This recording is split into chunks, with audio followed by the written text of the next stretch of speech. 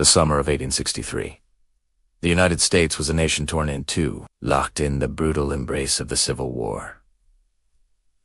For 2 long years, the Confederacy, led by the brilliant General Robert E. Lee, seemed to hold the upper hand in the East. Their victories were legendary, their spirit seemingly unbreakable. The Union Army, though larger and better equipped, had suffered a series of morale-crushing defeats. A sense of gloom hung over Washington, D.C., and many in the North began to wonder if the Union could ever be preserved. But history, as we know, has a funny way of turning on a dime, or in this case, on the fields of a small Pennsylvania town that no one had ever heard of, Gettysburg. Fresh off a stunning victory at Chancellorsville, General Lee made a bold, audacious decision.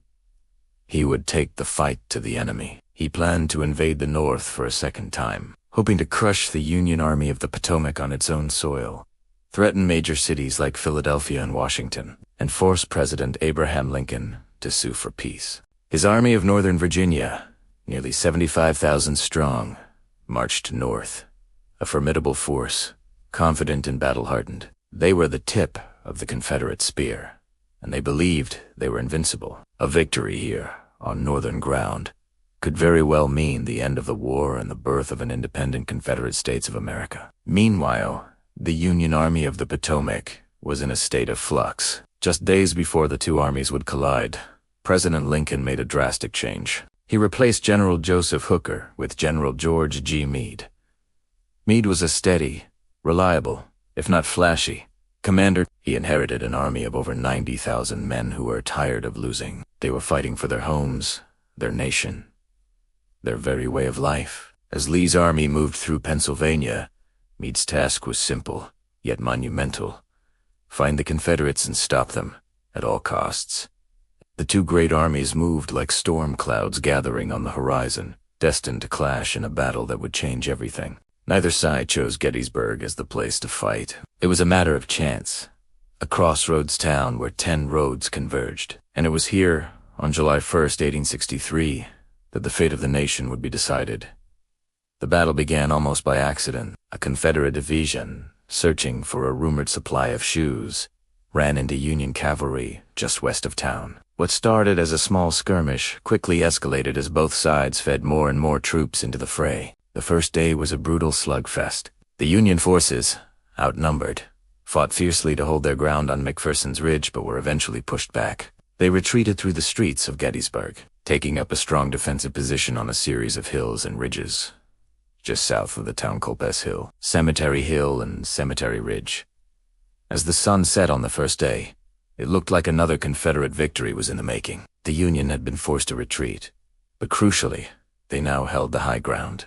General Meade arrived on the field late that night, and, surveying the strong defensive line his men had formed in the shape of a fishhook, made the decision to stay and fight. The stage was set for the second and bloodiest day of the battle. July 2nd dawned hot and humid. General Lee, believing his army was on the cusp of a decisive victory, planned a massive assault on both flanks of the Union line. His famous subordinate, General James Longstreet, argued for a different strategic maneuver around the Union Army and forced them to attack on ground of the Confederates' choosing. But Lee was determined to strike. He ordered Longstreet to attack the Union left flank, centered on a rocky, wooded hill known as Little Round Top.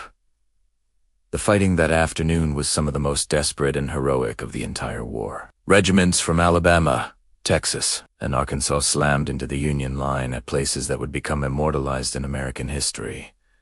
The Devil's Den, the wheat field, the peach orchard.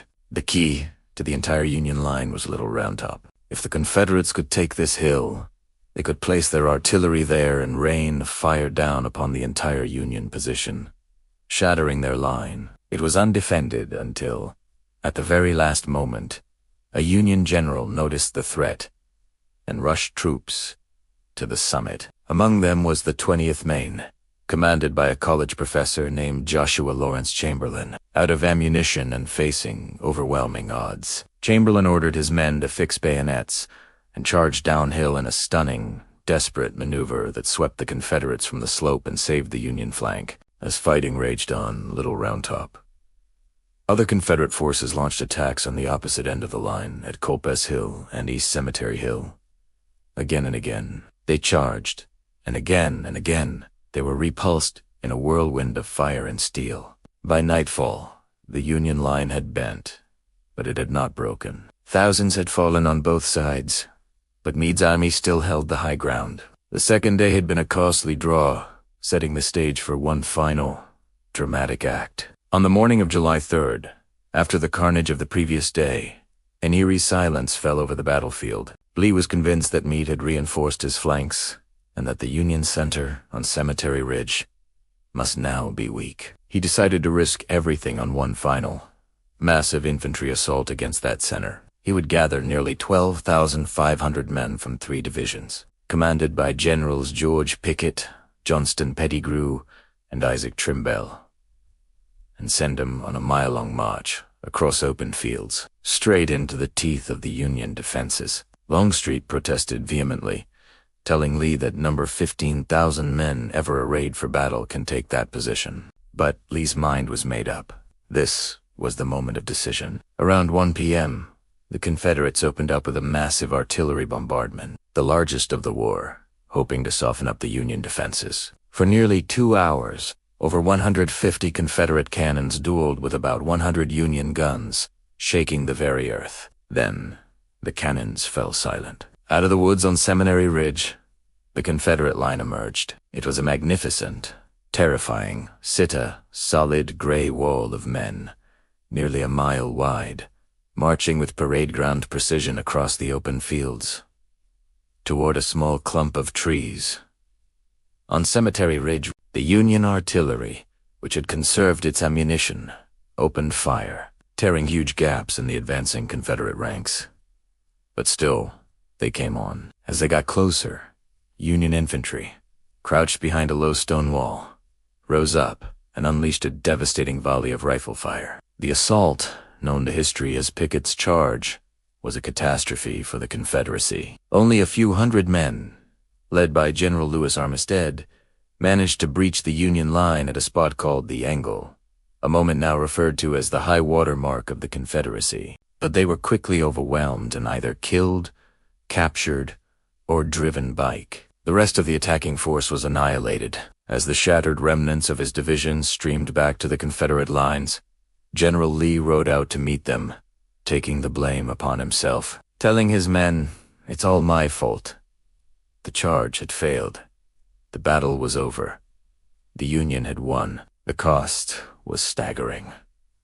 Over 3 days, more than 51,000 soldiers from both armies were killed, wounded, or missing, making Gettysburg the bloodiest battle of the Civil War. On July 4, as the nation celebrated its Independence Day, Lee's broken army began its long, sorrowful retreat back to Virginia.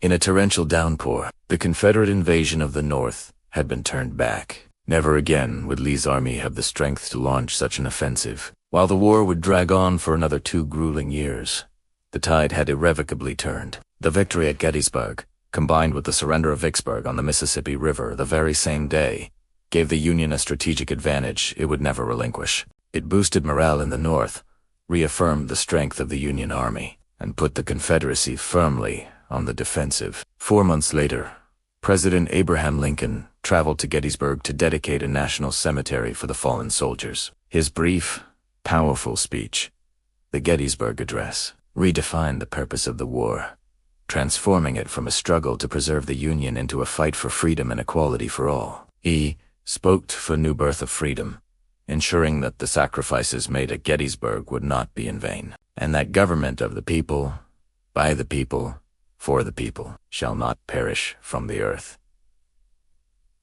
The battle was not just a military victory. It became a symbol of American resilience, sacrifice, and the enduring promise of liberty. The fields of Gettysburg, once a scene of unimaginable conflict, became hallowed ground, a testament to the moment the course of the Civil War and the course of American history was forever changed. Thank you so much for joining us on this journey back in time. If you found this story as fascinating as we do, please hit that like button and subscribe to our channel for more deep dives into the pivotal moments that shaped our world. We'll see you in the next video.